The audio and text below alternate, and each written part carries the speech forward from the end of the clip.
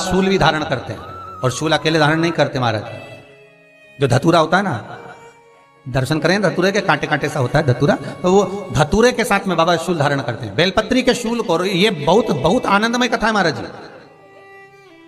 जिसके जीवन में हमेशा कांटे ही मिले हैं।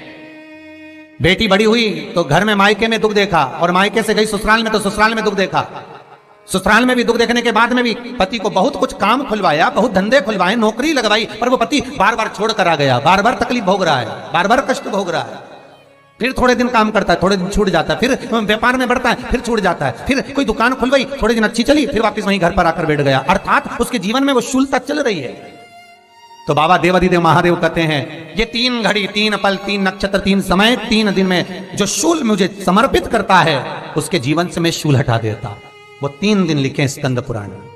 महाराज, बैसाख महीने में जो प्रदोष आती है, बैसाख के महीने में बहुत ध्यान से सुनना भाई, जो अपनी जिंदगी से बहुत तंग आ गए हो, परेशान हो गए हो, कष्टमय जीवन जी रहे हो, बहुत दुखी हो गए हो, उनके लिए ये स्कंद पुराण का चरित्र फिर मिले ना मिले, आप प्रेम से सुन लो। आओ, पहला बैसाख महीने की प्रदोष, चाहे वो शनिचरी प्रदोष हो, चाहे रविवार की हो, सोमवार की हो, मंगल की हो, बुधवार की हो, गुरुवार की हो, शुक्रवार की हो, शनिवार की हो, कोई भी वार की हो, पर बैसाख महीने की प्रदोष, प्रदोष काल में शाम का समय सूर्य डूब रहा हो, बस डूबा ही हो, और उस समय पर सूर्य के डूबन के तुरंत बाद बाबा को धतूरे के साथ में बेलपत्री ना चढ़ाते हुए बेलपत्री के वृक्ष के 7 कांटे बाबा के शिवलिंग पर समर्पित करे जाते हैं महाराज, अपनी जिंदगी में अड़चनों को हटाने के लिए। फिर आप जिस व्यापार में उतरे, जिस व्यवसाय में उतरे, जिस नौकरी में उतरे, आप दिल से करें, आपको तरक्की मिलेगी। आप हार नहीं सकते, नीचे नहीं आ सकते, उन्नति पर ही चढ़ेंगे। एक वैशाख मास की प्रदोष, दूसरा शिवरात्रि के दिन मध्याह्न का समय महाराज, जो बड़ी शिवरात्रि होती है माघ की, बड़ी शिवरात्रि के अंतर्गत मध्याह्न का समय, दोपहर के ठीक 12 बजे, चाहे फिर वो कोई भी दिन हो महाराज, शिवरात्रि जिस दिन पड़ रही हो, उस दिन भी धतूरे के साथ बाबा को 7 कांटे बेलपत्री के वृक्ष के समर्पित होते हैं महाराज। इसमें आप ये वाले जो कांटे हैं, जो शिवरात्रि के दोपहर 12 बजे वाले हैं, अगर कोई मदिरा पीने वाला हो, व्यसन में डूबने वाला हो, कोई जुआ खेलने वाला हो, कोई गलत वैश्यावृत्ति करने वाला, या अपने मार्ग से विचलित कोई व्यक्ति है, उसके लिए भी ये कांटे बहुत काम आते हैं महाराज। दूसरा, पार्वती तेरे द्वारा तेरे नयन अश्रु से जो प्रगटा हुआ बेल का वृक्ष है, द्वितीय शूल मैं वहां धारण करता हूं। तृतीय शूल, तीसरा शूल जो वर्णन करा गया महाराज, भगवान श्रावण के महीने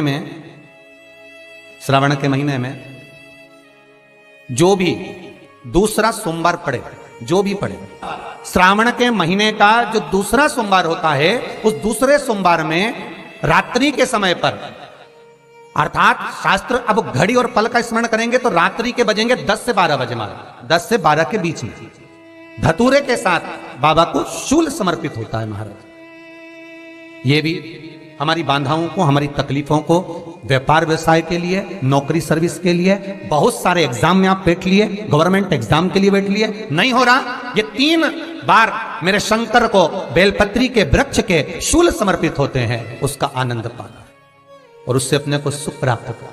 कि बाबा भोलेनाथ जी के नयन अश्रु से जो प्रकट हुआ वो रुद्राक्ष का पौधा है, माता पार्वती के नयन अश्रु से जो प्रकट हुआ वो बेलपत्री का पौधा है, और उमा और महेश, जिस महेश के वंशज है महेश्वरी, जिनकी 12 खाम प्रगटी है भगवान महेश के द्वारा, वो महेश और उमा और महेश का जो चरित्र है, कि उमा और महेश का जब प्रागट्य हुआ, उमा और महेश जब दोनों आनंद में विभोर होकर जब चलते हैं, और दोनों के बैठने से तप मुद्रा से जो पौधा उत्पन्न होता है वो शमी का पौधा है, शमी का पौधा। तो एक बात ध्यान रखिए, शिव जी के द्वारा जो निर्मित हुआ उसमें कोई शूल नहीं है, उसमें कोई कांटे नहीं है। पार्वती के द्वारा जो निर्मित हुआ बेलपत्री का पौधा, उसमें कांटे हैं, और पार्वती के मिलन से भी जो उत्पन्न हुआ है शंकर के साथ में, उसमें भी कांटे हैं। शमी के पौधे में भी कांटे हैं, शमी के वृक्ष में भी कांटे हैं। तो पार्वती जी स्कंद पुराण में एक प्रश्न कर रही हैं भोलेनाथ जी से कि प्रभु मुझे ये बताओ कि आपके द्वारा जो निर्मित हुआ उसमें शूलता नहीं है,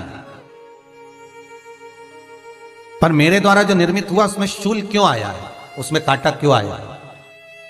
थोड़ा सा माताओं, मेरी जीजियों, आपको थोड़ा बुरा तो लगेगा इस प्रसंग को सुनकर, पर लग जाए, पर आज कथा निकली है तो सुन लो है कि शिवजी जिस रुद्राक्ष को उत्पन्न कर रहे हैं उसमें शूलता नहीं है, पर पार्वती जी जो संग में मिली हैं उसमें भी शूलता है, और पार्वती के द्वारा जो प्रकट हुआ बेलपत्र उसमें भी शूलता है।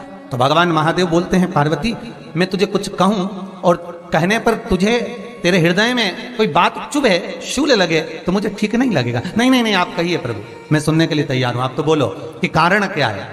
भगवान कहते हैं पार्वती बस अंतर इतना है, नारी का जो स्वभाव होता है, स्त्री का जो स्वभाव होता है, उसके हृदय में छोटी छोटी बात के शूल बहुत होते हैं।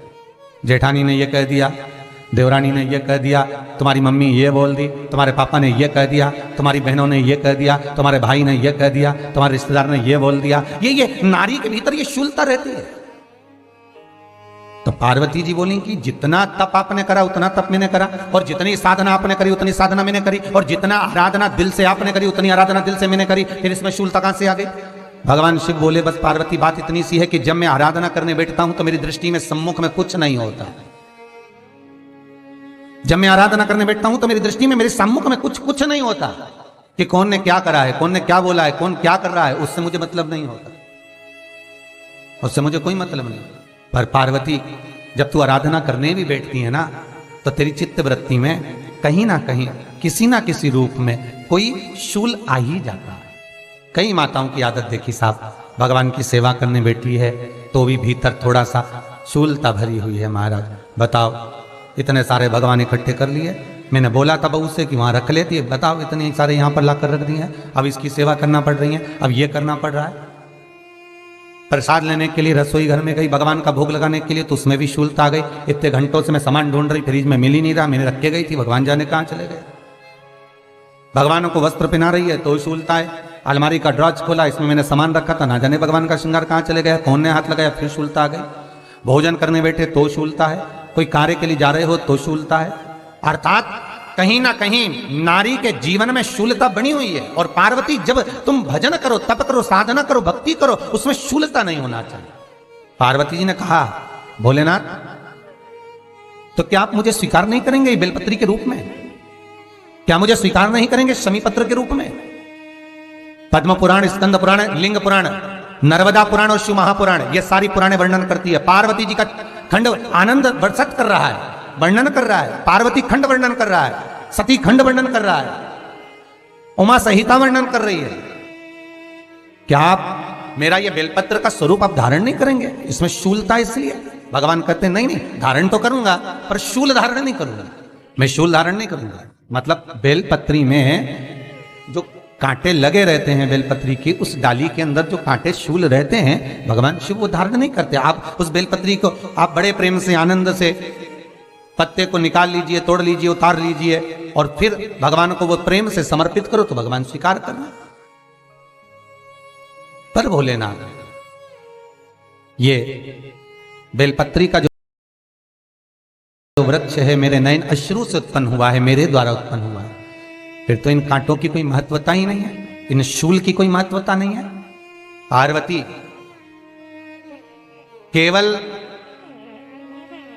3 दिन ऐसे रहेंगे, 3 बार ऐसे रहेंगे, 3 तिथियां ऐसी रहेंगी, 3 समय ऐसा रहेगा जिस समय पर